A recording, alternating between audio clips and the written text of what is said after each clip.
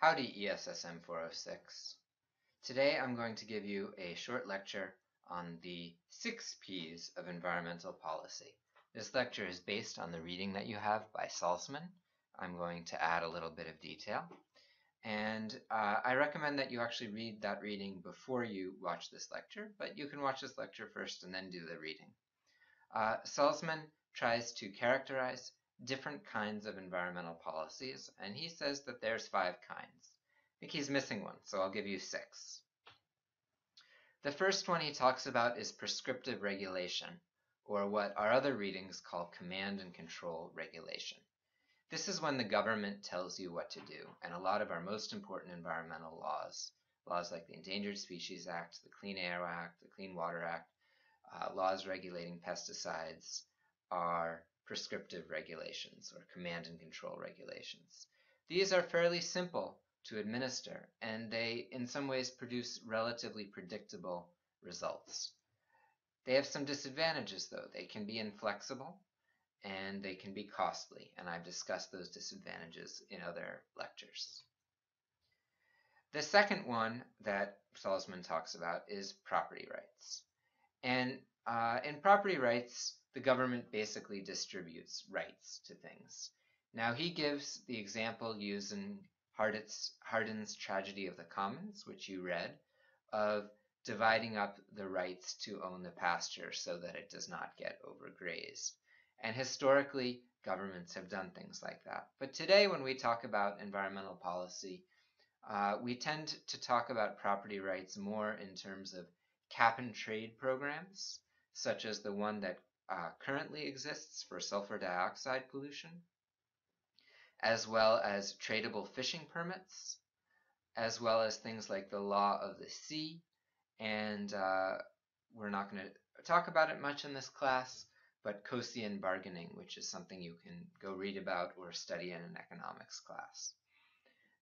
The advantage of property rights is that they allow the market to work.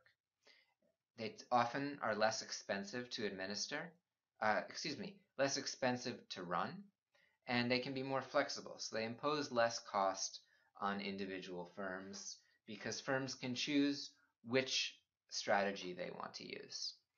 The problem is they can be very expensive to set up and administer, and some of these cap and trade kinds of programs and tradable fishing permits run into huge costs. They can also lead to hotspots, something I'll talk about in another lecture. Penalties are typically environmental taxes or environmental fines. So the government is going to tax or fine bad environmental behavior. So carbon taxes are frequently discussed. We don't have one. Gas taxes and highway tolls, you could think of them as being a sort of penalty that discourages driving, although actually gas taxes and highway tolls are primarily thought of as a way to pay for building highways and maintaining highways. But they also serve as a discouragement to driving, as do parking costs. And raising water rates, which is something some of you have talked about. So raising the fees that consumers pay for water can lead to less water use. Like property rights, these are economically efficient. They allow the market to work. And in fact, you can think of them in some ways as being basically the same as a cap and trade program.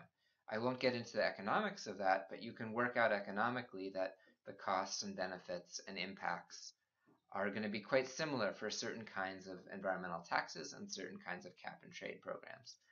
The biggest weakness of these is Americans don't like anything with the word tax in it. I think this is unfortunate because these could actually be very useful tools. The one place where they seem to work are in things like water markets, where we're already accustomed to paying for water. So raising the water rate, raising the electric rate to pay for certain kinds of infrastructure investment makes sense to us in a way that other kinds of taxes often do not make sense to Americans. The flip side of penalties are payments, or I tend to think of them as subsidies. So the government is going to pay you to do something good. So the natural resource conservation programs have lots of subsidies in them. Americans love subsidies as long as someone else is paying for it. So we don't like taxes, but we love subsidies. That's a little inconsistent. Someone's got to pay the tax to pay the subsidy. One of the other problems with payments is that payments often turn out to be given for subsidies tend to be given to things that are maybe not necessarily such a great idea. So grazing on national forests is controversial, and the fees that people who have permits to graze on national forests are so low they essentially amount to a subsidized grazing. So if people wanted to graze their cattle elsewhere, they'd have to pay much higher fees. And some people would argue, well, we shouldn't be giving these subsidies. And you can think of many other examples where, in fact, we're subsidizing bad environmental behavior. So eliminating subsidies could be a way to improve environmental behavior. All right, persuasion. He says the government tries to persuade you, sometimes merely by providing information and sometimes by doing things that are persuasive. So you can think of the Energy Star program. When you go to buy a large appliance, appliances that are energy efficient have a star on them. That's actually a program run by the Environmental Protection Agency to let you know what appliances will be relatively more efficient. Smokey the Bear is a different kind of persuasion. Smokey the Bear tries to persuade you to put out your fires, right? So that's like trying to convince you to do something. So this is good because it's not coercive. All the things we talked about before have some element of coercion in them. But this is just giving you information. Problem is sometimes the effects of these can be very small. You can think that telling people about the efficiency of their appliances might be less effective than requiring them to buy efficient appliances, which would be a prescriptive regulation, or raising the cost of energy so they have an incentive to save energy. Now, you'll notice that the last four I've talked about are all in green. And so these are all things that I consider to be market-based approaches, as opposed to the first, which is a prescriptive regulation or command and control regulation.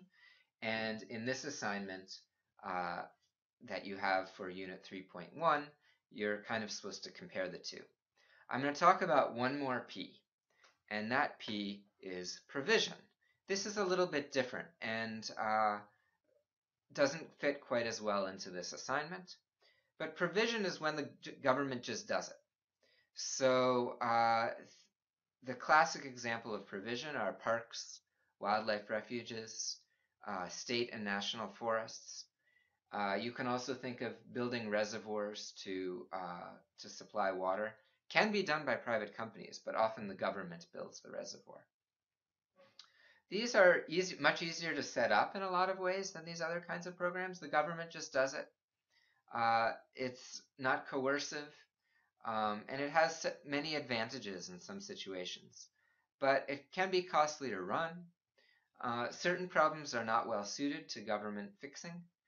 And certain people don't like the idea of government doing things, even in situations where it might actually be more effective for the government to do it.